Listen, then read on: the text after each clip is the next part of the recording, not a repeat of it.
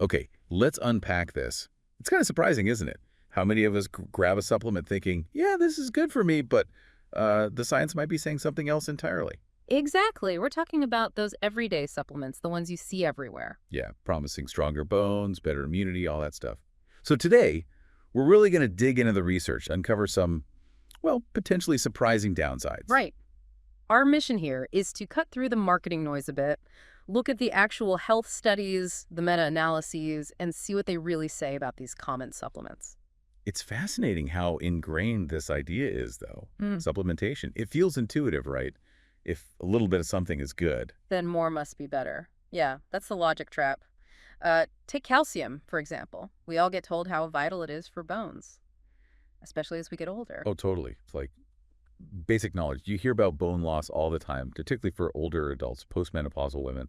Our bones are constantly turning over, breaking down old bone, building new. That's the process. But as we age, that balance shifts. We might break down more than we build back up, leading to weaker bones, higher fracture risk. So naturally you think, okay, I'll just pop a calcium pill. Reinforce things. Makes perfect sense on the surface. It does seem logical. Calcium's a key building block, right? So supplementing seems like a direct fix. But here's the twist. The research on whether calcium supplements actually prevent fractures, it's surprisingly mixed. Mixed? How? Well, some early studies hinted at a benefit, but you have to look at how those studies were done. Some had designs that maybe unintentionally could have skewed the results. Ah, okay. Bias. Right. When you look at the really well-designed trials, the randomized controlled ones with less risk of bias, the benefit for preventing fractures gets, well, murky. It's not clear-cut at all. Okay, murky benefits. But then it gets more concerning, doesn't it? It's not just if they help, but could they actually harm? That's where the evidence really starts piling up. There was a big analysis back in 2010, pooled data from multiple studies, and it linked calcium supplements to about a 30% higher risk of heart attacks. 30%? Wow, that's Yeah. significant. It definitely raised flags. And more research since then has pointed in a similar direction, like a study from South Korea focusing on people with osteoporosis. What did that find? It found an almost 90% increased risk of heart attack in those taking calcium supplements without vitamin D. 90. Okay, so the vitamin D part is critical here. It seems to be. Vitamin D is crucial for how our body handles calcium. Without enough D, maybe the potential downsides of extra calcium get amplified. It really underscores that connection. And it wasn't just that one study, right? You mentioned others. Yeah, there was a large Swedish study following women over time. They found that higher calcium intake, specifically from supplements, was linked to a greater risk of dying from any cause, and particularly from heart disease. So this pattern keeps showing up. Supplements, heart issues. Mhm. What's the theory? Why would extra calcium be bad for the heart? The main hypothesis centers on how supplements hit your system. Unlike getting calcium slowly from food throughout the day, a pill can cause a sudden, sharp spike in your blood calcium levels. Ah, like a flood instead of a trickle. Exactly. And the thinking is these sudden spikes might contribute to calcium actually building up in the walls of your arteries. Calcification, which, is a huge factor in developing heart disease. Okay, no, wait. We need calcium, right? It's essential. We're not saying avoid calcium altogether. Absolutely not. Calcium is vital. Adults generally need around 1,000 milligrams a day. The key thing, the really crucial distinction the research points to, seems to be the source. Food versus pills. Pretty much. Yeah. Calcium from your diet, dairy, leafy greens, fortified foods doesn't seem to cause those same dramatic blood level spikes. It's absorbed differently, more gradually. And is there specific research backing that up, the source difference? Yes, quite a bit. There was a 10-year study looking directly at artery calcification. Higher total calcium intake was actually linked to lower risk. Good news, right? Yeah, sounds good. But people in that study who took calcium supplements had a 22% higher risk of artery calcification compared to non-users. Whoa. So total calcium good, supplemental calcium, maybe not so good. It gets even more specific. The highest risk was found in people who took supplements but still had low overall dietary calcium. And the lowest risk, people who got plenty of calcium from their diet and took no supplements. That's really telling. So popping a pill doesn't make up for a poor diet and might even add risk. It seems that way. And another study found calcium supplements increased the risk of death from heart disease in men. But again, calcium from food didn't have that negative link. What about people who already have heart problems? Even more reason for caution. An analysis covering over 5,000 people with existing coronary artery disease found that taking calcium supplements was tied to a 15% higher chance of their artery calcification getting worse. Okay, so for the average person, focusing on diet seems smarter. But what about, say, the elderly, who are often told they need more calcium for their bones? Great question, and there's research there too. One quite large study looked at older folks in managed care. They didn't give them pills, they just increased calcium through food, more milk, yogurt, cheese. And the result? A 33% reduction in their risk of bone fractures, just from dietary changes. Wow, that really makes the case for food first. It does. Now, obviously, there are exceptions. Some people, maybe those with very restricted diets, like certain vegans, or people with absorption issues might genuinely need a supplement, but that should really be guided by a doctor. Right, based on tests and individual needs. Exactly. So the bottom line on calcium, for most people, getting it from your food is safer and probably more effective. Prioritize diet. Okay, let's shift gears. Iron, another really common one. We know it's crucial, right? Oxygen transport, energy, muscles. Absolutely fundamental. And yeah, we've all felt that fatigue, maybe brain fog. When iron levels are low, it's no joke. But supplementing, are there risks there too? Oh, definitely. It's surprisingly easy to overdo it with iron supplements. Even a little too much can mess with your absorption of zinc, another key mineral, and cause digestive upset, which is pretty common. Right, stomach issues. Yeah. And worse, really high doses of iron are genuinely toxic, can lead to serious organ damage. It's not something to play around with. So again, the message is food first for most people. What are the typical needs? Generally, yeah, focus on diet. Adult men need about 8 milligrams a day. Premenopausal women need more, around 18 milligrams because of menstrual losses. And does the type of iron matter, like with calcium sources? It does. There's heme iron from animal sources like meat and poultry, and non-heme iron from plants, spinach, beans, lentils. Our bodies absorb heme iron much more easily. So if you're relying on plant sources, You might just need to be mindful of eating enough of those iron-rich plants and maybe pairing them with vitamin C-rich foods to boost absorption a bit. but there are times when supplements are needed, Yeah. surely. Oh, absolutely. Pregnancy is a key one iron needs shoot up.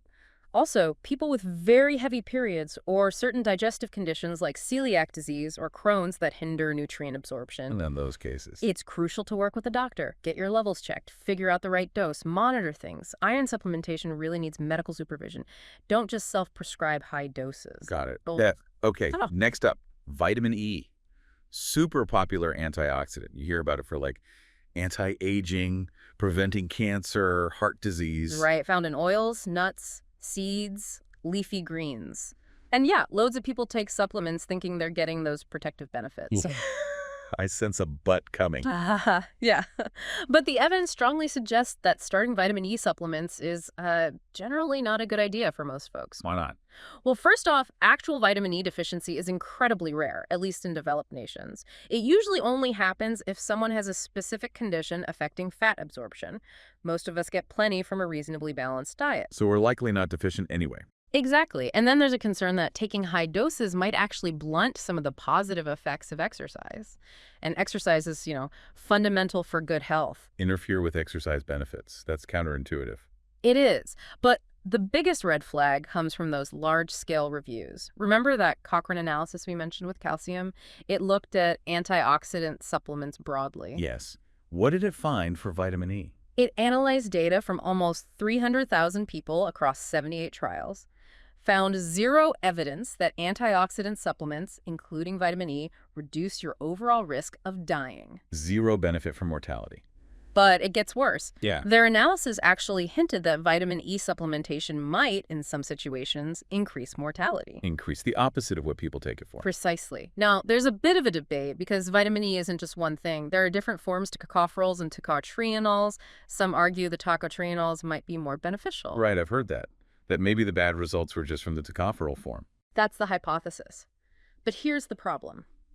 We don't have much long-term safety data, specifically on tocotrienols, and fundamentally they both act as antioxidants. So given the overall data suggesting potential increased mortality with vitamin E, plus other research linking higher vitamin E intake to increased prostate cancer risk, it makes sense to be cautious. So even with the tocotrienol possibility, the advice is hold off. Pretty much. Until we have solid safety data and clear evidence of benefit for tocotrienols, sticking with dietary sources seems the wisest approach. The current research just doesn't support supplementing with any form of vitamin E for longevity or general health. And you mentioned that Cochrane review also flagged vitamin A. Yes, exactly. Same analysis. It also raised concerns about potential increased mortality associated with higher dose vitamin A supplements. Are there other known risks with too much vitamin A? Oh, yes. Separate studies show excessive vitamin A can weaken bones, cause liver damage, and it's particularly risky during pregnancy because it can cause birth defects. And like vitamin E, deficiency is rare. Very rare in places with access to varied diets. Most people get plenty from foods like carrots, sweet potatoes, spinach, liver. Supplementing is generally unnecessary and potentially risky unless there's a diagnosed deficiency. Okay, wow. A lot of caution needed there now. Yeah.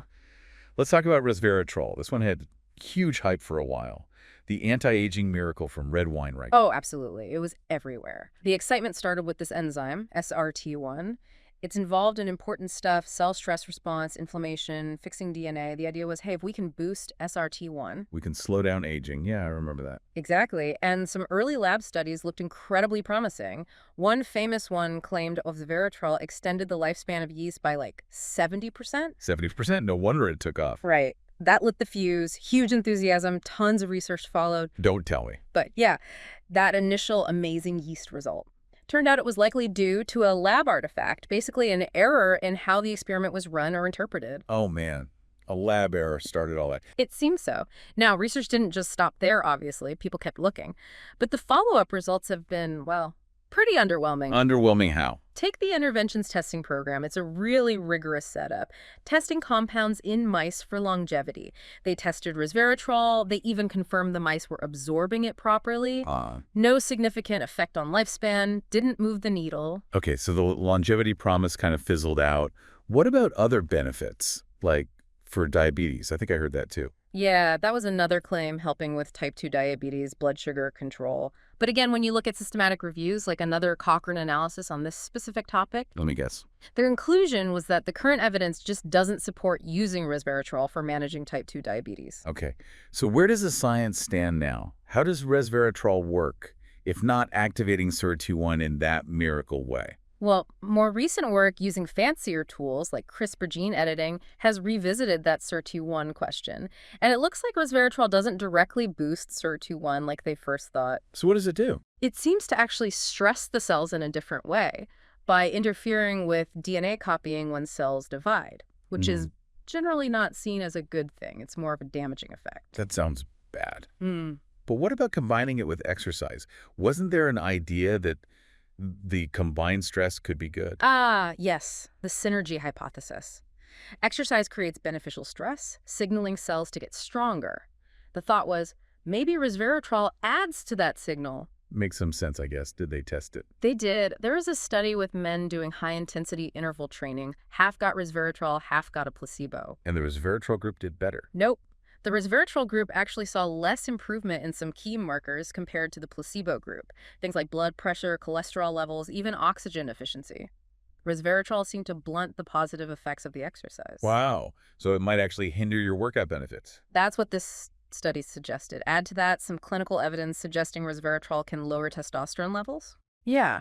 So when you put it all together, there's really no good evidence for the benefits people hoped for, and now we're seeing hints of actual harm or interference with good things like exercise.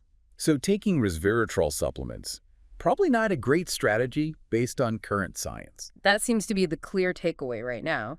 And, fun fact, there's a whole other story about resveratrol involving a major financial settlement over how it was marketed, but that's maybe for another time. Definitely sounds like it. Okay, so wrapping this up, this deep dive has been really eye-opening. Calcium, iron, vitamin E, vitamin A, resveratrol. These super popular supplements we assume are helpful. The research often shows potential downsides for most of us. Yeah, the big picture seems pretty clear. For the majority of people, focusing on getting nutrients from a balanced, varied diet is the way to go. It's safer, likely more effective. Supplements aren't necessarily the harmless boost we think they are. And of course, we have to say, this is just information, not medical advice. If you're worried about a deficiency or have health conditions, definitely talk to your doctor or a qualified healthcare professional. Get personalized advice. Don't just start or stop supplements based on on a podcast. Absolutely. It really makes you think, though, doesn't it, about how we evaluate health claims, especially with supplements being so heavily marketed. It does. It really highlights that gap between, common belief and the often complex scientific reality. What's the main thing sticking with you after going through all this?